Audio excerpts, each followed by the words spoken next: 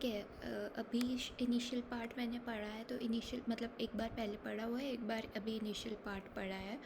तो इनिशियल वाला मैंने यहाँ से भी पढ़ा है, बेल फ्लैम से भी पढ़ा है, मतलब नोट्स से एंड बेल फ्लैम से। दीक्षित का पेपर तो ma'am was as it is saying कि काफ़ी टफ़ है, तो उसको तो उन्होंने बोला था कि 3-4 बार पढ़ोगे तब समझ में आएगा। उन्होंने तो वैसे रेकमेंड किया था कि पढ़ लो, बट आई डोंट थिंक किसी के पास अभी टाइम है वो करने का। तो बेल फ्लैम से मैंने किया। तो बेल फ्लैम से स्टार्टिंग का मैंने जितना देखा है उतने में आई फेल्ट कि मैम ने जो क्लास में कराया है इट्स ईजी टू अंडरस्टैंड, तो इसलिए मैं मैम के नोट से ही करा रही हूँ। ठीक है। तो यहाँ पर बेसिकली क्या है, Avinash Dixit model capacity expansion as a credible entry deterring commitment. Again अब कैपेसिटी एक्सपेंशन को यूज़ करके दूसरे की एंट्री डेटर कर रहा है वो। 2 फर्म्स है, फर्म 1 फर्म 2। स्टेज 1 में फर्म 1 कैपेसिटी चूज़ करती है। ठीक है। उसकी जो कैपेसिटी है उसको हमने K1 बार नाम दे दिया है, जो उसने फ़र्स्ट स्टेज में चूज़ किया है। ठीक है। फ़र्स्ट स्टेज में जब वो कैपेसिटी K1 बार सेटअप करती है तो उसकी कॉस्ट जो उसको पड़ती है, वो टोटल कॉस्ट उसको पड़ती है RK1 बार। ठीक है। तो इट्स लाइक आपने एक प्लांट सेटअप किया K1 बार यूनिट्स का, और हर जितने भी यूनिट्स का प्लांट सेटअप करो उसका कॉस्ट जो है R से मल्टीप्लाई हो जाता है, तो ओवरऑल RK1 बार आपकी कॉस्ट पड़ जाती है। ठीक है।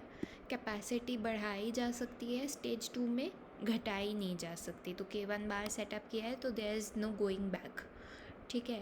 फर्म 2 ऑब्ज़र्व करती है K1 बार। ठीक है। फर्म 2 इसको देखती है और देख के फिर डिसाइड करती है कि स्टेज 2 में मैं आऊँ कि ना आऊँ। राइट। तो 2 फर्म्स आउट स्टेज 2 में क्या हो रहा है, एक तो फर्म 2 अपनी कैपेसिटी चूज़ करेगी।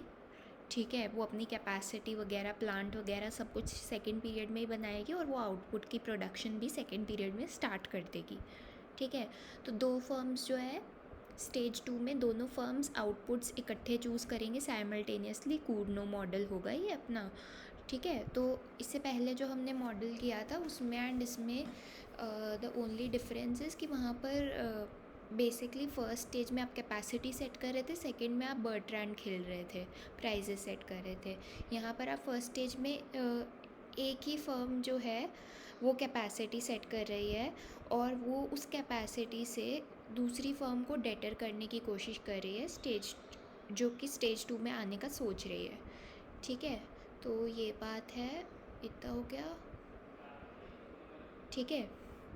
K1 इज़ ग्रेटर देन और इक्वल टू K1 बार का मतलब है कि अल्टीमेटली जो कैपेसिटी सेटअप कर रही है firm 1, it can be greater than और इक्वल टू उसका जो इनिशियल कैपेसिटी तुमने स्टेज 1 में सेटअप किया है। राइट।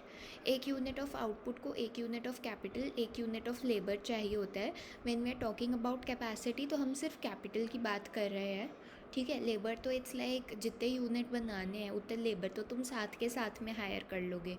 लेबर को तो तुम एडवांस में हायर करके नहीं रखोगे ना, बट प्लान तुमने पहले स्टेज 1 में सेटअप कर लिया है। ठीक है। फर्म 1 ने, फर्म 2 सेकेंड में ही करेगी जो भी करेगी।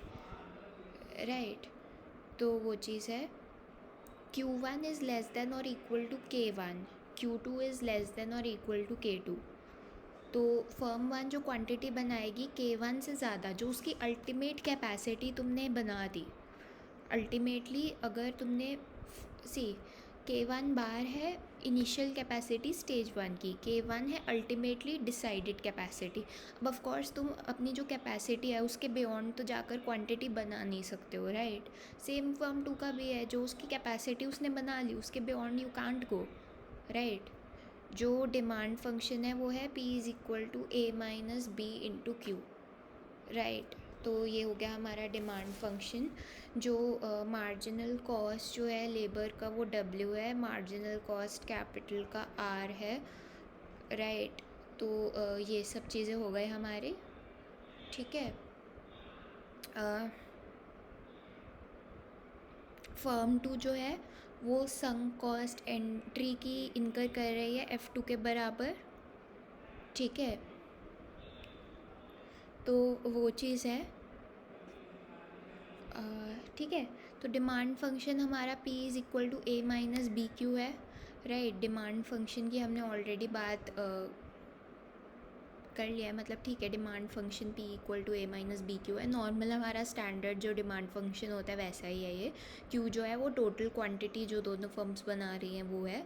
लेबर की मार्जिनल कॉस्ट W है, मतलब कि हर यूनिट जो तुम बनाते हो उसमें तुम W जितना देते हो लेबर को।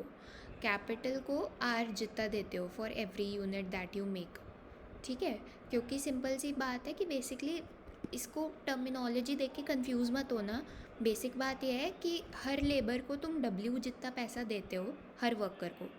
ठीक है, W जितना ही देते हैं, हर वर्कर को वेजेस ही देते हैं हम, उससे ज़्यादा तो कुछ और देते नहीं हैं, तो वो तो कुछ अलग बात नहीं है।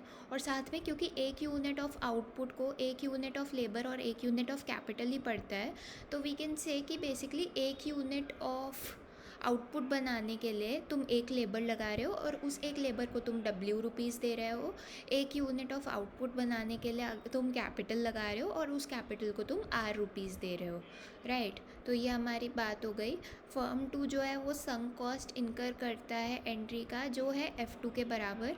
तो सी एंट्री की एक फिक्स्ड कॉस्ट इनकर कर रहा है फर्म 2 जो कि F2 के बराबर है, राइट। तो कुछ ना कुछ तो डिफरेंशिएटिंग वाली चीज़ हमें अगेन चाहिए होती है, अदरवाइज़ फिर जो फर्म ऑलरेडी मार्केट में है उसको बेनिफिट ही क्या है फिर ऑलरेडी मार्केट में होने का, राइट। फिर वो भी सोचेगी कि मैं स्टेज 1 में क्यों आऊँ, मैं स्टेज 2 में ही आती हूँ फिर, है ना। अगर उसने प्रोडक्शन स्टेज 2 में करनी है, अपना माल बेचना स्टेज 2 में है, तो फिर कैपेसिटी स्टेज 1 में सेटअप करने का फ़ायदा ही क्या है अगर फर्म 2 को कोई कॉस्ट ही नहीं है बाद में आने की, तो है ना। तो उस सब लॉजिक से भी तुम इसको ध्यान में रख सकते हो क्योंकि एक इम्पॉर्टेंट फैक्टर रहेगा हमारा बाद में, ठीक है, एनालिसिस करते वक्त। अब सी, अगर हम पीरियड 2 का कॉस्ट देखें, पीरियड 2 का कॉस्ट देखें, अगर हम इधर हमने क्यू रख दिया, ठीक है, दिस इज़ फॉर फर्म 1, ठीक है, फर्म 1 का पीरियड 2 का कॉस्ट है, ठीक है। तो अगर ये ग्राफ समझ में आए तो इट्स फाइन, नहीं समझ में आए तो this is just for understanding purposes, ये बुक में नहीं है। तो नहीं समझ में आए तो मैं इसको बिना ग्राफ के एक ईजियर वे में समझा दूँगी वैसे, तो ठीक है। बट अभी let's just try to understand this, ठीक है। तो this is Q is for firm 1, firm 1 का क्यू है ये, Q1 लिख सकते हो तुम यहाँ पर फॉर ईज़,